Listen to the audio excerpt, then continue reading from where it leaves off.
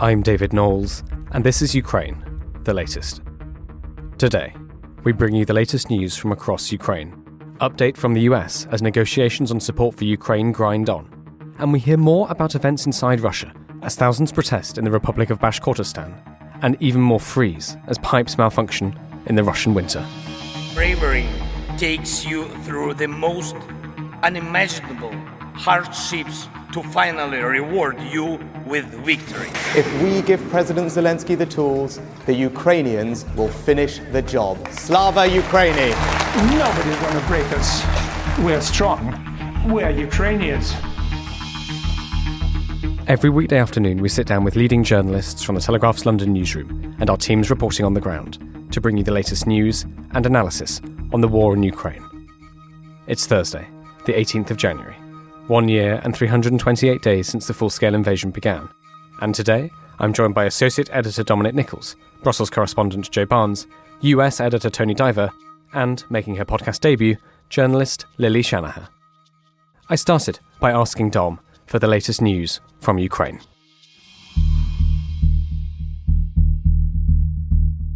Well, hi David, hi everybody. So, first thing, a Ukrainian drone was shot down over a St Petersburg oil terminal in the early hours of this morning. It's one of Kyiv's most northernmost attacks of the war so far. The attack on the Petersburg oil terminal, which is Russia's largest oil export facility on the Baltic Sea, was apparently conducted by an aircraft carrying 3 kilograms of high explosives, we hear. Well, that came from a Kremlin-appointed official in occupied Zaporizhia, which obviously is quite a long way away. So not entirely sure why they would be the spokesperson for this. But anyway, there we go. Vladimir Rogov said there was no damage, no one had been injured. Debris found at the terminal and landed in the sea nearby, the Gulf of Finland. Ukraine's Defense Intelligence Agency, the HUR, have claimed responsibility for it. A source from the HUR told Ukrainska Pravda, the media outlet, this is a defense intelligence operation involving modern Ukrainian assets. Data collection continues and there are confirmed strikes on targets. Now, military facilities in St Petersburg and Leningrad Oblast are within reach of Ukrainian forces. The source said it was not the first Ukrainian attack in the area, obviously bordering Finland. You may remember earlier in January, several drones reportedly struck an oil depot, an energy provider in Russia's Oryol Oblast. That's about 200 km south of Moscow, not far from the Ukrainian border. The oil facility is now said to be operating normally. Separately, however, Russia's defense ministry said their air defenses had intercepted 2 drones overnight, another one near St Petersburg and one near Moscow.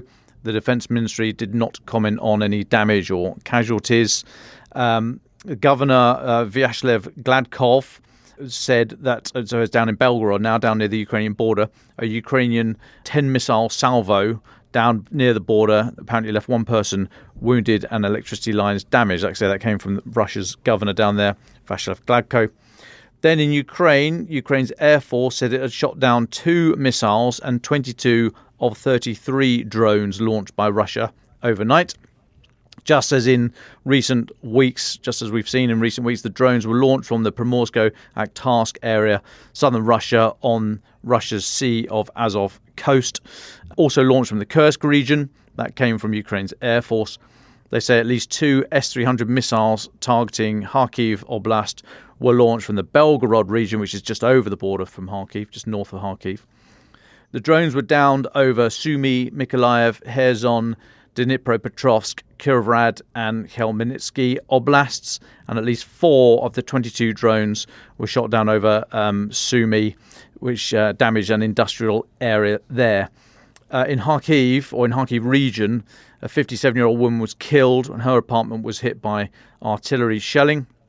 That attack was on the city of Kupiansk, right in the in the eastern Kharkiv region. Also wounded 2 other men, 57 and 61. Now, I don't often read out the individual reports of deaths and injuries. I do so periodically, as I am today, just so these things don't become bland statistics. These are obviously real people behind these stories who went to bed last night with whatever aspirations, hopes and dreams, and then they were shelled for whatever reason by Russia. So I do occasionally bring it down to the personal. Now, next, politics. I don't normally dabble in politics or the military side of politics. I like to know that the knives are coming from the front. But anyway, I'll have a go today. 3 stories I want to bring to you. Firstly, Germany's parliament has rejected a proposal to send Taurus cruise missiles to Ukraine. The Christian Democratic Union and Christian Social Union opposition parties had introduced a bill that would have approved the deliveries, but a majority of MPs voted it down. 485 voted against, 178 in support, and 3 abstentions. First time I read that, I was disappointed that they didn't vote for it, but the 3 abstentions stuck out to me. It's like, why? It's, or get off the pot type territory. Why have you abstained on that? More on that in a moment.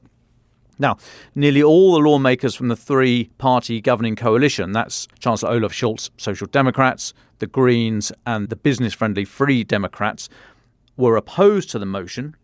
Odd, because the Greens and the Free Democratic Party have previously pushed for Taurus missiles to be sent to Kyiv. So all that sounds very weird, and I come back to there were 3 abstentions. So what's going on there? I think what's happening here is it's a lot of politics basically in the background. So, speaking to the public broadcaster ARD ahead of the vote, Germany's Defence Committee Chair Marie-Agnes Strack-Zimmermann criticised the Christian Democrats for using what she called a partisan tactic of tying the Taurus proposal to debate on the state of the Bundeswehr, the German armed forces, in effect setting up a no vote. So vote the thing down, vote that debate down, and the Taurus thing goes with it. Now, she reiterated her demand for Taurus deliveries despite having rejected the motion. It's very confusing, it's all politics. She said the weapons would make a fundamental contribution to fully restoring the territorial integrity of Ukraine. So, on the one hand, it's still bad. Germany is still not stepping up and supplying Taurus cruise missiles. But I think this one, you can write down, I mean, the numbers are stark, 485 against 178 in support. But I don't think that's on the Taurus issue. This is deep mired in domestic German politics. So that if there's any sort of a grain of encouragement to take from it, I think this is more about German politics than it is about their actual desire for Taurus to be sent. Although I might be looking through rose-tinted spectacles on that one. More to come. Carrying on in the politics vein, Bulgaria has delayed sending 100 armoured vehicles to Ukraine, citing shipping costs. So in December, they said they were going to send the vehicles and nothing, quick as a flash, nothing's happened. So Todor Tagarev, the defence minister, said the cost of sending the vehicles was considerable. He said this is a very serious logistical operation. It's really not. But anyway, Bulgaria's parliament had approved sending them for free with armaments and spare parts back in December. But nothing's happened yet. Bulgaria's in a interesting position. I mean, not as overtly supportive or warm to Putin as perhaps Viktor Orban is.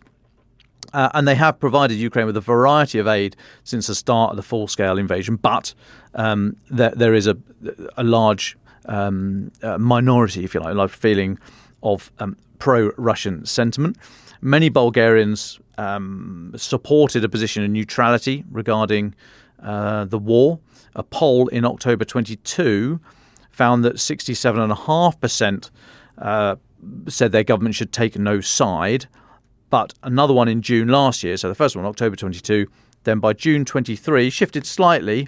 That poll supported Ukraine's accession to the EU, had 64% in favour of supplying military aid to Ukraine and 66% in favour of the Bulgarian government banning Russian state-owned media. So there are legitimate internal discussions going on in Bulgaria about how pro or anti-Russia and supportive of Ukraine, all the rest of it. So it's a very live debate over there.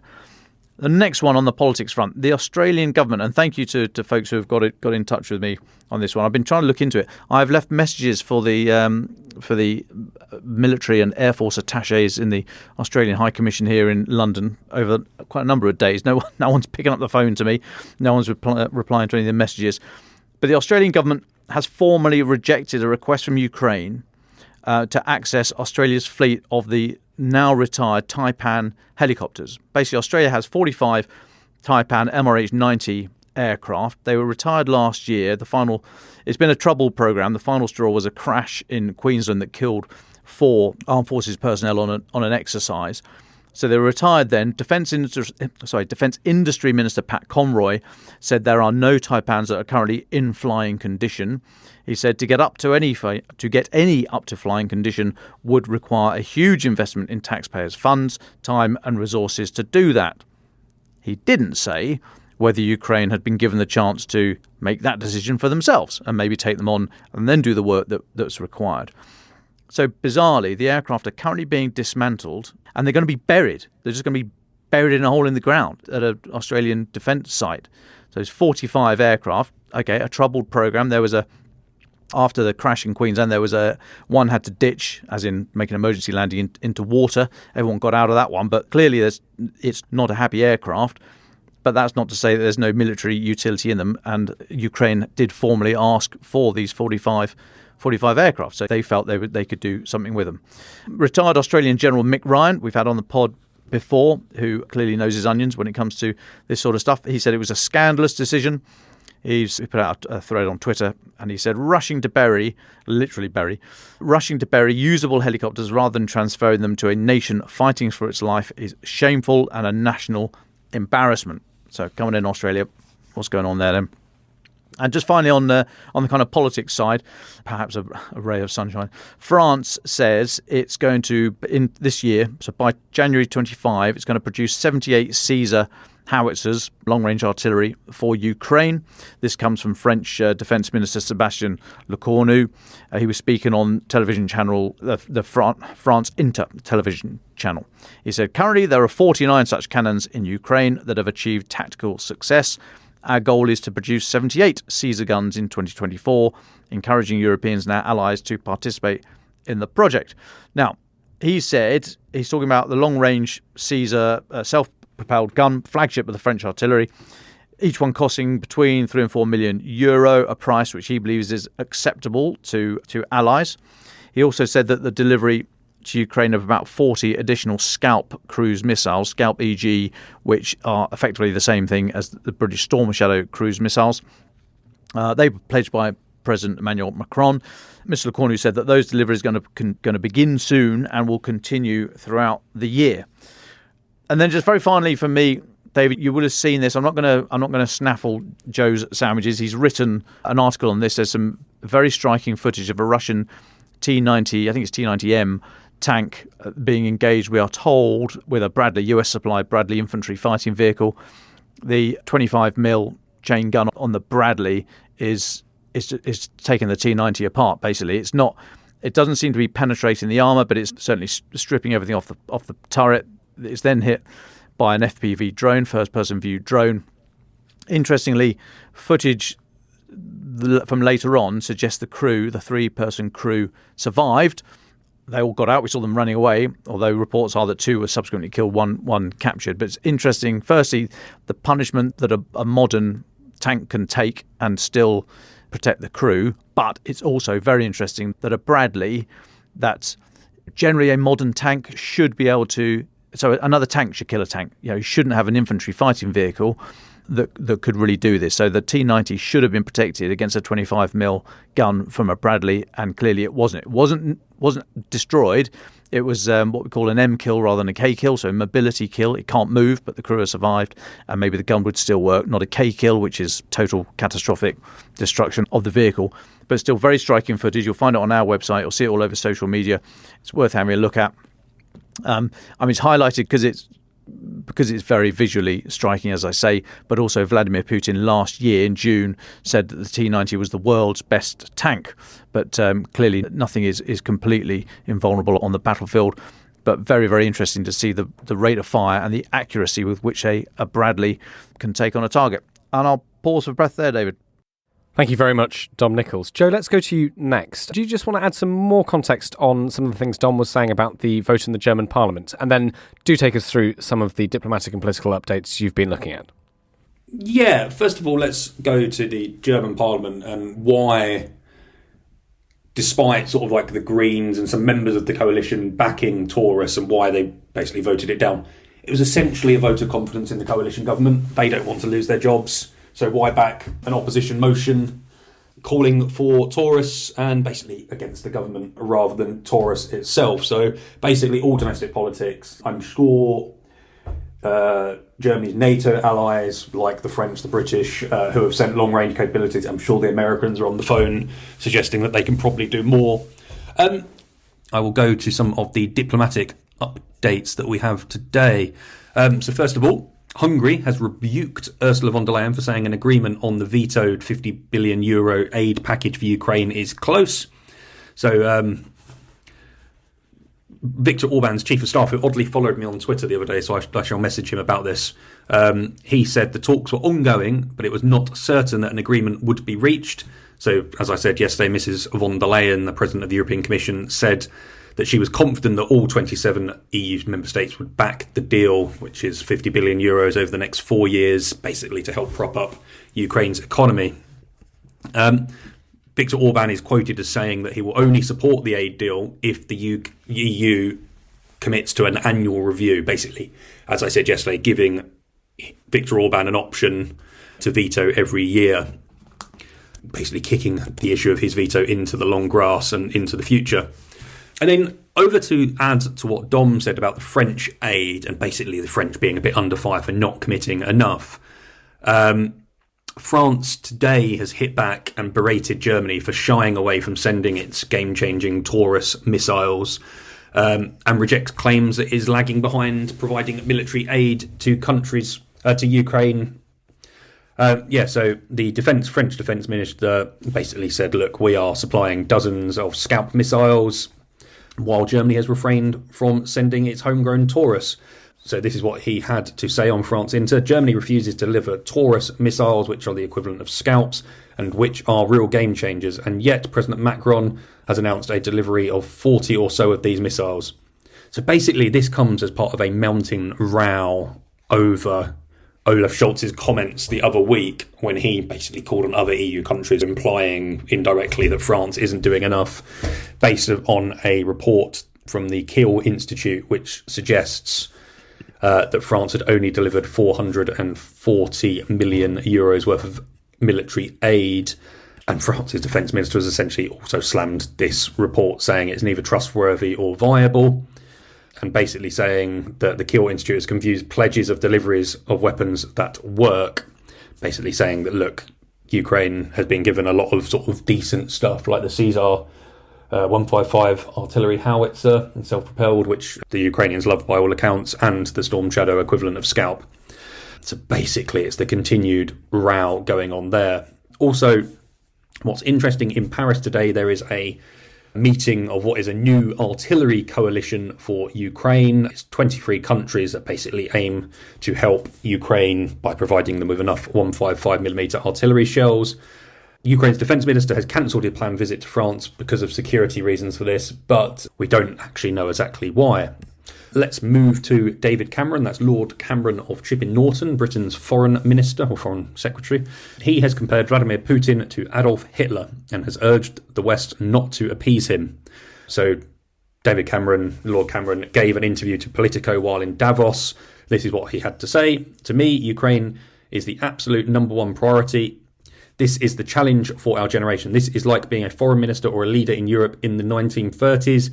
We have got to not appease Putin. We have got to stand up to the evil that this invasion represents. Then Cameron went on to say, Putin isn't winning. He has lost 300,000 people.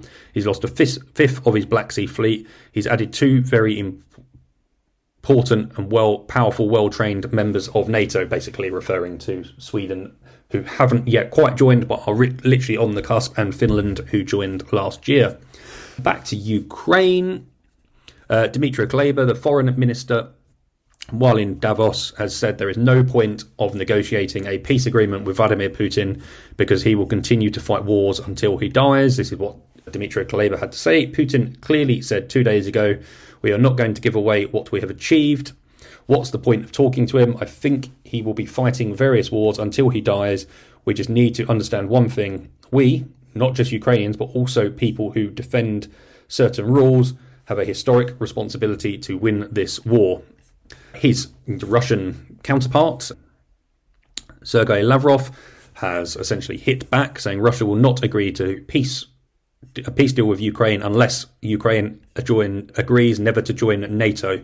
You'll remember the language from the Vilnius summit basically said Ukraine will one day be a NATO member, but stopped short of actually saying when and where that will happen. But this is what Lavrov had to say. Everyone is clear that it is not Ukraine that will decide when to begin serious talks about realistic terms to put an end to the conflict. That would naturally mean rejecting its Nazi ideology and rhetoric, rejecting racism regarding everything Russian, rejecting their aspirations to NATO membership. Remember, the Russians basically say anyone that is Ukrainian and doesn't agree with Russia is a Nazi. Obviously, sort of a very bizarre claim, but that's what they say. We might as well say it because you can decide how ridiculous it is or not. Then Lavrov went on, these are not dreams. These are terms for preserving the Ukrainian nation, it's persevering the Ukrainian nation as an independent nation that would have its own identity rather than carrying out someone else's orders to vex Russia. The West is not interested in any negotiations. Clearly and evidently, it is Washington that is calling the shots. In Davos, Blinken, if I remember correctly, said he did not see a remote prospect for negotiations, not just on the settlement, but also on a long-term truce in Ukraine. They don't even want to talk about Ukrainian settlement. So yeah, basically this is just ongoing sort of Russian craziness. And it's one reason why, if you speak to anyone in the US, the UK, Ukraine, they say there can't be negotiations because there's basically no landing zone between both sides. And then a little domestic scandal in Ukraine that's broken out. And Volodymyr Zelensky has been condemned for the surveillance, he's condemned the surveillance of journalists as unacceptable after several investigative reporters were covertly filmed at a New Year's party. The journalists from B House Info were accused of buying and using drugs after footage and taped phone calls of their get-together were published online. The SBU security service said it had opened a criminal investigation into the surveillance. As Yuri Nikolov, a prominent journalist who investigates defence procurement corruption, said on Wednesday that he had been visited at his home by unknown men and intimidated. So Media Rukh, a association of Ukrainian journalists, urged Mr. Zelensky to stamp out any harassment and intimidation of reporters.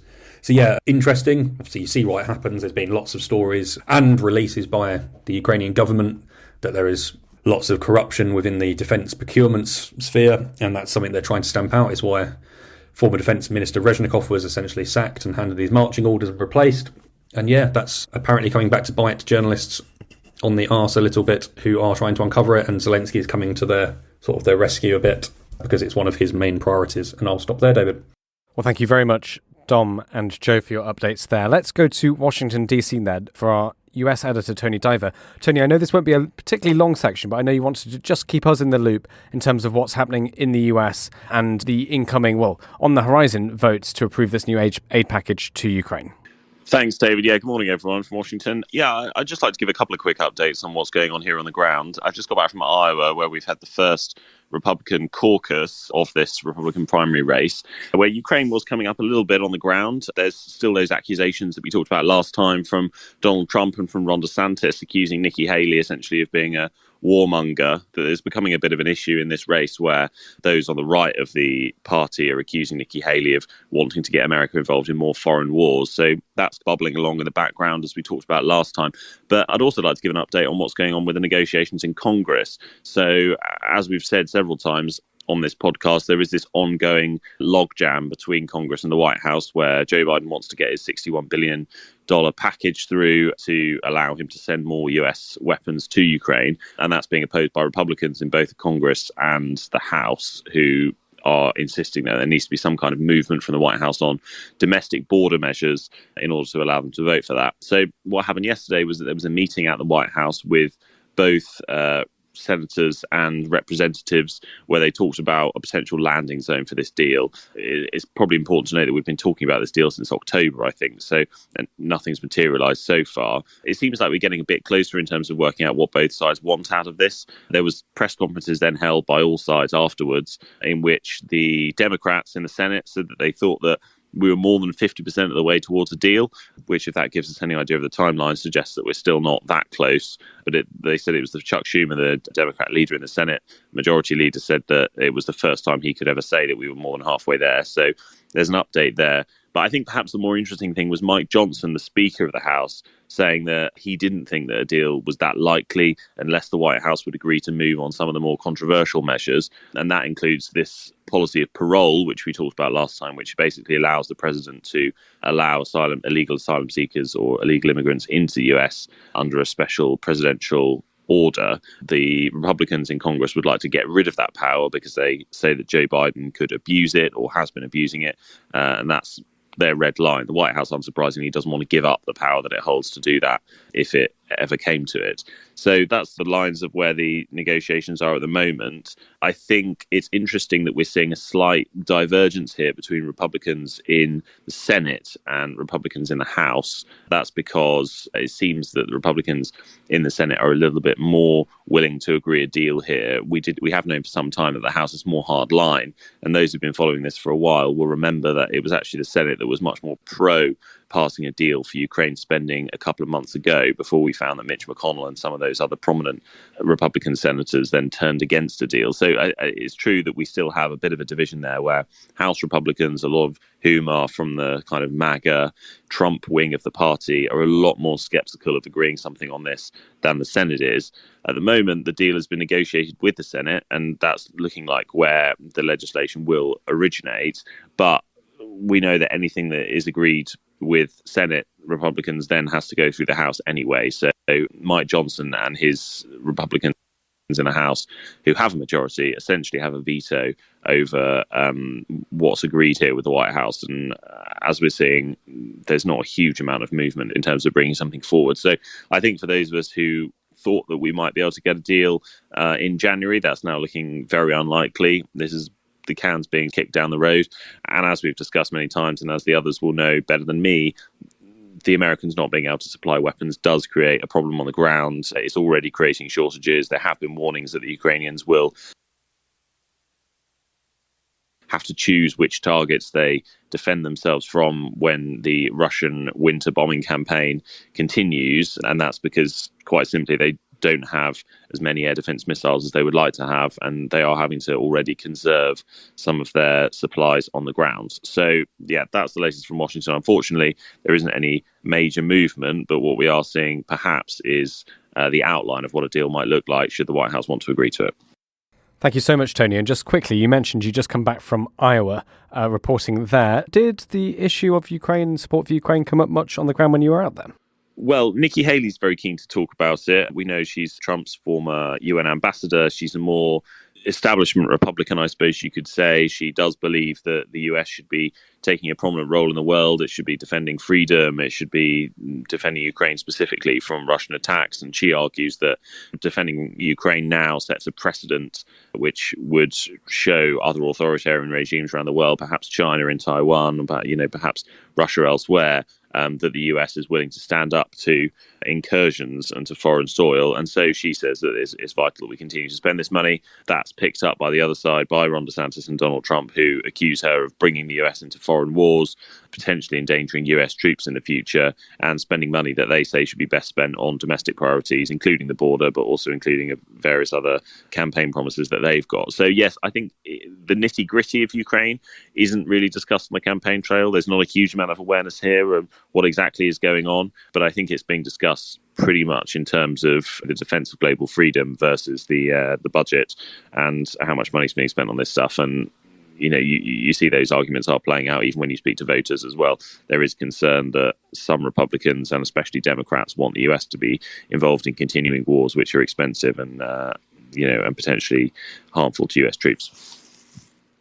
Well, thank you very much, Tony Diver, calling in from Washington there. Thank you, Dom and Joe, for your updates as well. Let's go over to Lily Shanahan. Thank you so much, Lily, for joining us today. You've been looking at a couple of stories in Russia. So Francis Durnley gave us the top lines yesterday on the unrest in Russia in Bashkortostan, the Republic of Bashkortostan in Russia. Can you take us through the details of the story? What happened?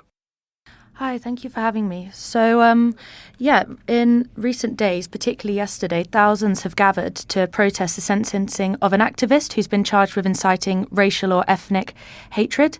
His name's Val Alsinov, and I'll give you some background on him in a second. But basically the protest has been huge, and there's been reports of maybe even 3,000 to 10,000 people gathering outside the courthouse despite freezing temperatures.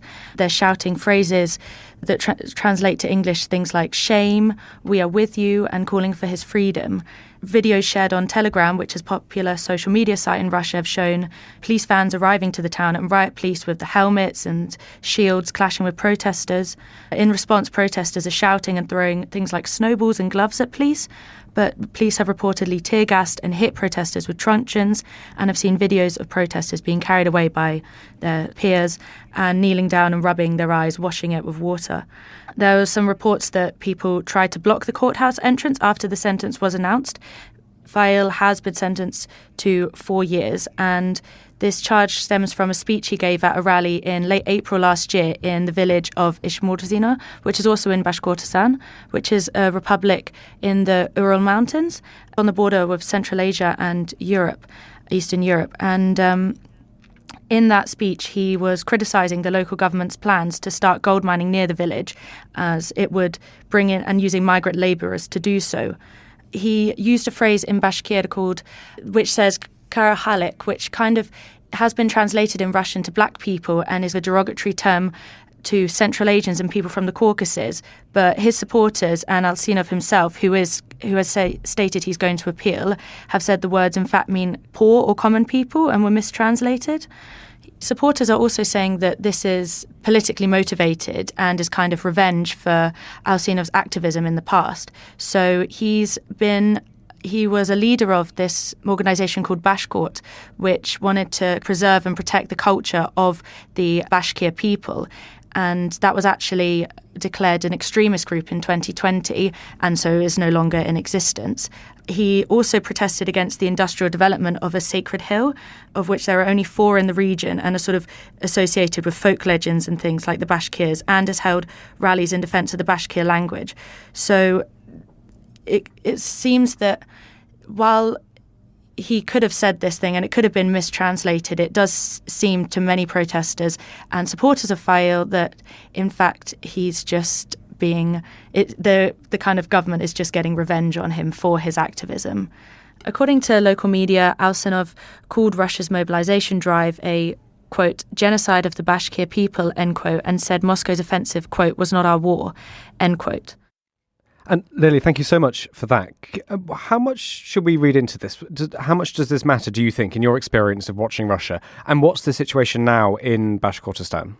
So the situation currently in Bashkortostan, the Ministry of Internal Affairs have called the demonstration an unauthorised rally, and in a post on Telegram have said police have begun investigating mass unrest. Various different outlets are saying that people have been detained. These kind of numbers vary from 5 to 20, but a detainee told an independent outlet called Vyotska that 6 activists detained were arrested in Ufa, which is the region's capital, and given jail sentences of between 10 and 13 days, although there's no information about this on Ufa's court's website. I would say that this can be taken further because this is a fairly remote region, and to have a protest of this scale, especially after Russia's crackdowns since the war, it could be read as significantly. I mean, a former administration official has said that these protests represent a significant failure for the governor and pose a colossal problem. Since Putin announced his candidacy for re-election, there's been multiple challenges to the Kremlin, including inflation, and now the rallies in Bashkortostan. So while it could all be shut down and repressed in the end, the fact that a protest of this scale has occurred and people aren't scared to go out and defend Alsinov, I think it's fairly significant. Well, thank you so much, Lily. Let's move on then to the other story you've been looking at, on to Novosibirsk. You've been following up a story essentially about dodgy pipes breaking in the deep winter in Russia. Again, it sounds like a small story, but it's more meaningful than perhaps it first appears. So what's happening in Novosibirsk? What are you seeing? So yesterday, a pipe carrying boiling water burst in Novosibirsk, which is a Siberian city that's currently in freezing winter. A stream of boiling water gushed out And images shared on various social media and local news channels have showed clouds of steam billowing around residents and along the streets, some reaching the 7th floor of the nearby building, the sort of smoke, the steam clouds. There's been reports of injuries. One witness told SOTA that she saw a man take off his socks, pull up his trousers, and his whole skin peeled off. The region's health ministry has said that 13 people have received burns to the legs and 2 have been hospitalised. This isn't an isolated incident and is in fact the second incident in recent days of a pipe bursting in this area. On January 11th, pipes also burst, leaving 104 homes and 13 institutions, schools and things, without heating, according to the Siberian Express Telegrams channel. This time round, there's just 70 homes, a hospital and an ambulance station left without heating, but in freezing temperatures, that's a pretty big deal. The region's governor has said that the burst was actually probably a consequence of the incident on January 11th, which came from a technical failure in the city's central heating system.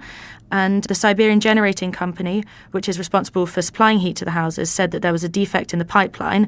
The pipeline itself was actually laid in 1963 and underwent major repairs back in 1990, so it's not very modern technology.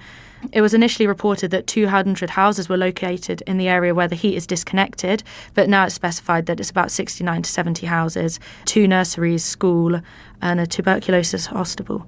The City Hall has released a statement saying people will be compensated for the heat, and it will take into account the compensation of additional electricity costs for heating, because people apparently are queuing up to buy temporary heaters. This is not the only time that this has happened recently either. In Nizhny Novgorod, a heating main has burst in the city and flooded streets with boiling hot water. Videos also posted on social media there have showed steam rising from streets and sidewalks, and a man could be heard saying in a video that it's like a banya, which is a kind of an outdoor bath used in Russia. More than 3,000 residents were reportedly left without heating, according to local Telegram news channels. And 7x7 Horizontal Russia, which is an independent news site, has reported that at least 43 regions have reported major utility incidents this month, including in the Rostov region, Sverdlovsk city, and Vologda residents. Well, Lily, let's just apply that same question then. I mean, as you've said, we've reported a few times, and we've been hearing quite a few of these stories of mass heating outages, so thousands of people, hundreds of blocks being left in the dark and the cold during the winter. There's clearly a pattern here, as you've just talked us through. How significant is this? How much should we be paying attention to this as a potential flashpoint for unrest and dissatisfaction with Putin's government? Yeah, I mean, I was looking through the social media channels, and some people are expressing frustration, which it's a bit harder to express frustration in Russia than in other countries for fear of retribution, perhaps. And people were saying there are people with injuries. Someone said, wake up, prevent it. Another person said they were sat without heating for 5 days. The children got sick, and using a lot of exclamation points and things. People are seemingly dissatisfied, and it will be interesting to see how, if any, unrest or if this impacts Putin's re-election, because it appears that he wants to create an image of a country that, despite the war, is getting along quite nicely, and that's just not really the case in reality. Well, thank you very much, Lily. Well, sorry, Lily, is there anything else we haven't mentioned that you think is important for our listeners to hear? Just that I would say that there are some crackdowns over heating outages, and actually on January the 9th, Reuters said that Russia has arrested 3 officials over heating outages south of Moscow, and I think perhaps there will be some consequences, but it will be interesting to see if people do get compensation that they deserve.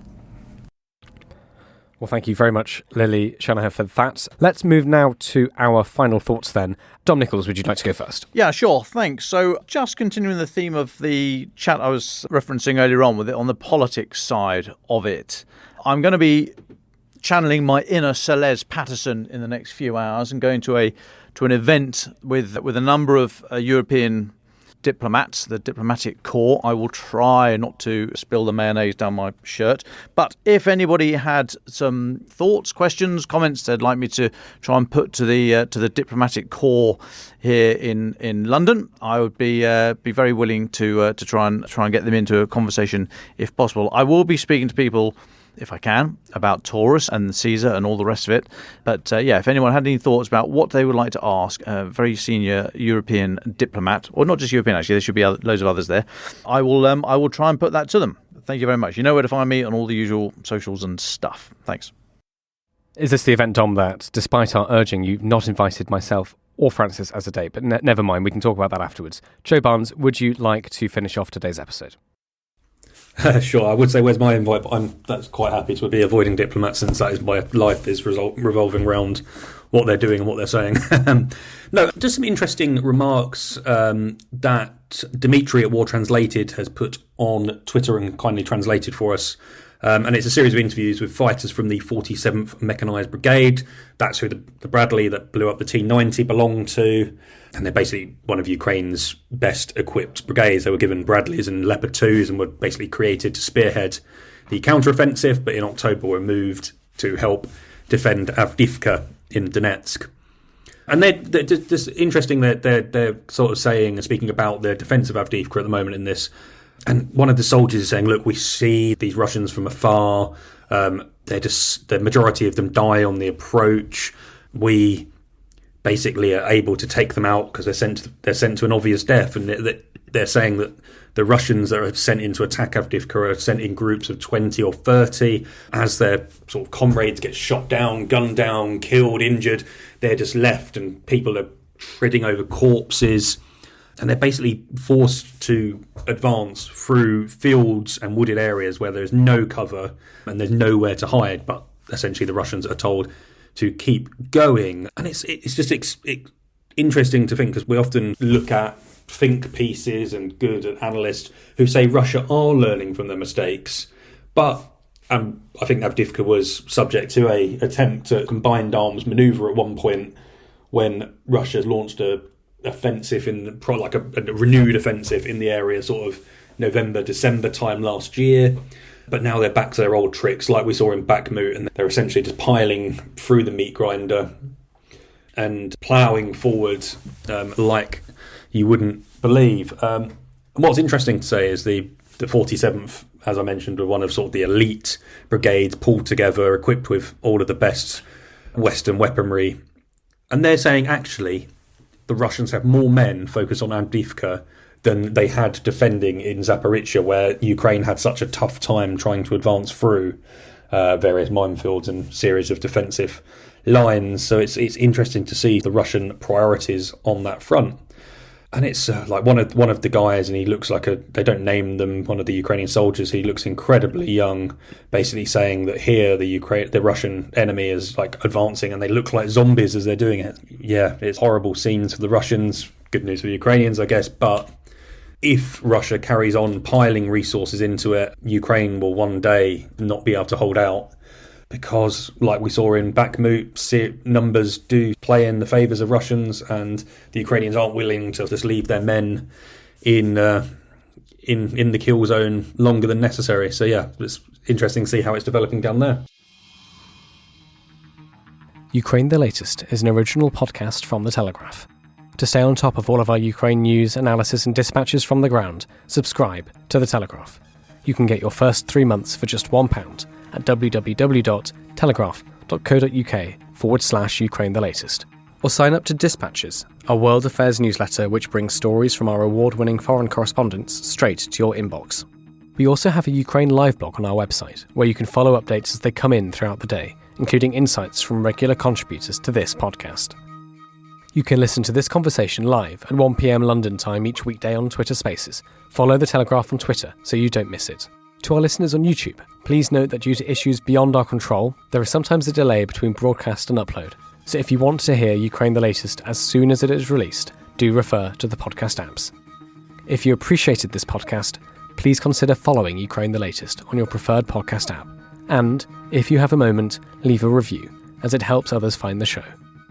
You can also get in touch directly to ask questions or give comments by emailing ukrainepod@telegraph.co.uk. We do read every message. And you can contact us directly on Twitter. You can find our Twitter handles in the description for this episode. As ever, we are especially interested to hear where you are listening from around the world. Ukraine the Latest was produced by Giles Gear, and the executive producers are David Knowles and Louisa Wells.